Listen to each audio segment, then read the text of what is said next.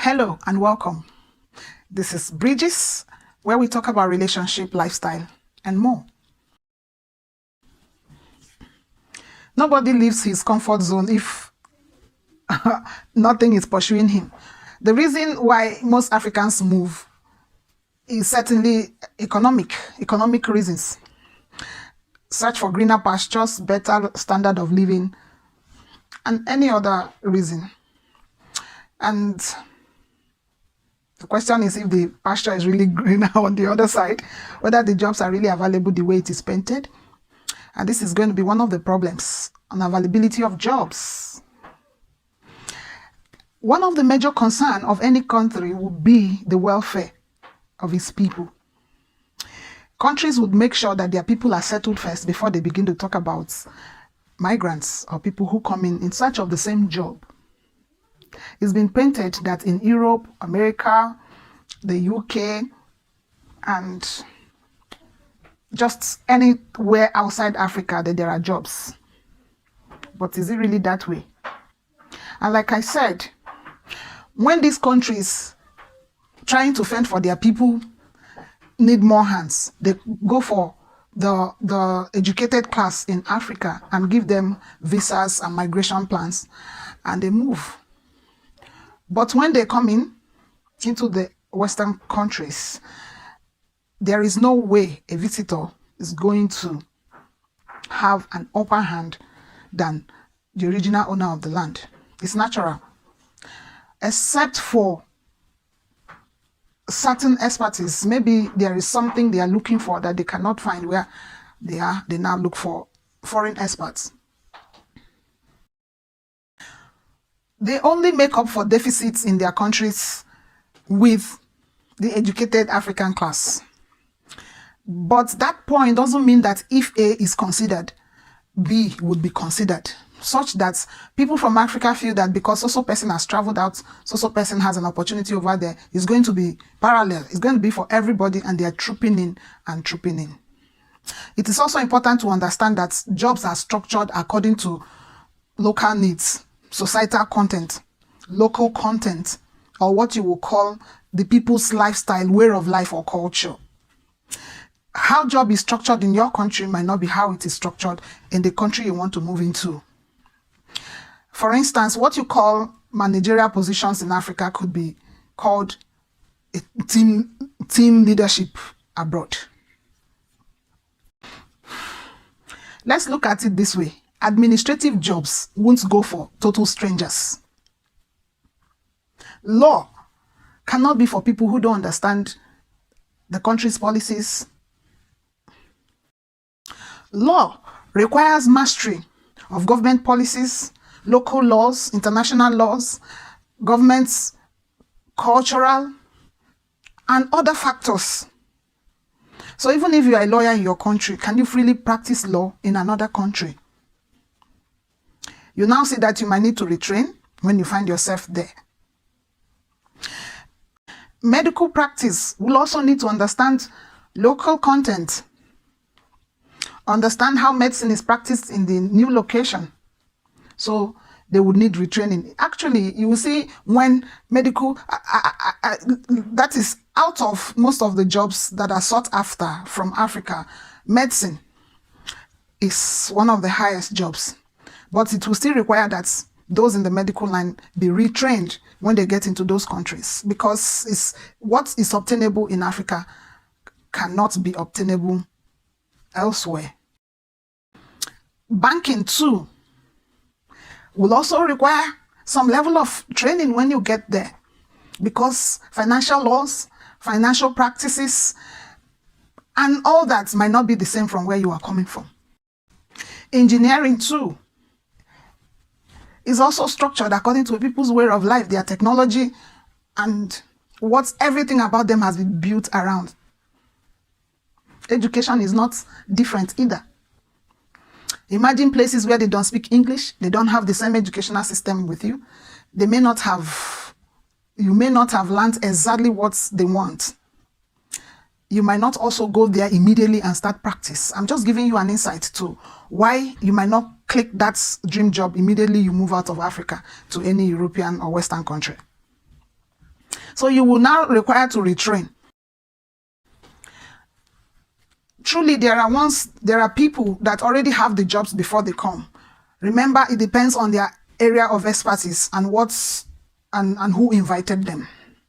Otherwise, while you're waiting to clinch that dream job, you will still need to be doing something to keep body and soul together.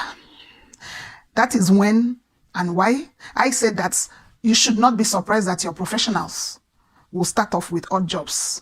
Jobs that are manual, jobs that require less expertise and training, job that will just require a little orientation here and there, and you can do it.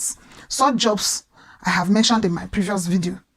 So generally they will be called odd jobs, things that people will see as the job for low lives, as dirty jobs, as whatever. But I also want to put this disclaimer that it is not exactly how people paint it that it is. Even if you say you are a dishwasher, it's not like you're going to wash plates in the sink. No, they are mechanized too. You're only there to guide the machines to achieve the desired results. Everything has been built in a way that there is dignity in any labor you do abroad. That is why it is easier for even our professionals from Africa to do those jobs and still retain their sanity. But for a career person, somebody who has higher dreams, to leave places where he has good jobs and move and start with odd jobs, caregiving. When they tell you caregiving job, is literally what you call house help or housekeeper in Africa. But believe you me, it's not exactly what it is over there. Not like, let me say, the slave legacy that is left in Africa that is still operating.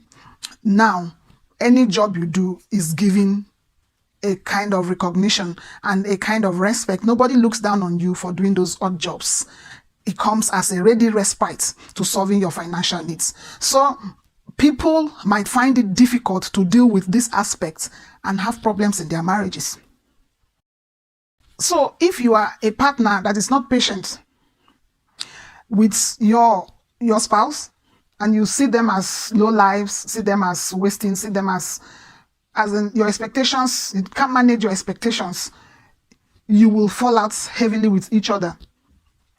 So if your partner is a delivery man and is not going down well with you, or your wife is a dishwasher, is not going down with you, or she's a caregiver, pampering old people, cleaning poop and, dressing people up, if it is not going down well with you and you don't respect the fact that that's what they are doing at the moment, you guys might not pull through. Let's talk about food. Food is very primary to life. In short, it's the basic need, one of the basic needs of life. And then with high hopes, you leave your country and you go into any Western country and you discover that their food is different from yours. And that you have to pay more to get your local food other than pay less to eat what you find where you are. Yes. So if you are that person that will say it has to be fufu, it has to be tuwo shinkafa, it has to be, name all the African foods. They are very interesting. Africa has a very large array of foods. You can find them in stores abroad. But believe me, you cannot maintain that your African way of eating when you come abroad. You will be spending more to buy local food, African foods, because of freights, cost of importation, and all that. So it's advisable to adjust your tastes as to be able to save costs. But that's not where I am going. Where I'm going is that if families come abroad and feel that your wife can spend 4 hours making dinner, it might not work. So you have to make food sometimes for her, for yourself, and all that. And then if you carry your African man style and go abroad and you start demanding everything you were getting in Africa from your wife, trouble will start. One, because she's already under pressure. Time is fleeting and there is no much time to handle elaborate cookings. So you see many processed food, packaged food that are handy. You can always make up things for yourself and eat. And you might even have to cook. If, assuming she is the one that is busy than you are, you take up the role of a woman. So the African man ego of our decades our odogus, our, what do I call them now? Put your own. Just put your own. It might not work abroad. So don't see your partner, whether it's your husband, depending on the permutation or the power shifts or the power dynamics in your home. So don't expect your partner to be that person that is relatively free in Africa and is able to make varieties of food for you and the family. It might not work. So don't feel that they have changed, they have become lazy, they have imbibed their Western culture and they are losing the essence of being a wife or being a husband. No, things have changed. And you know, when things change, you also have to adjust. And then you might not also get your taste. And you have to also take advantage of available resources. You know, you have refrigerators, you have constant lights that you can make food and store up in the fridge. So sometimes your partner is going to use what is available to make food. Do not say it's not tasting like the one you know. Because the vegetables where you're coming from might be different. And they have to use what they have. It will not be given. It's not going to be given. It's not going to be the taste you grew up with.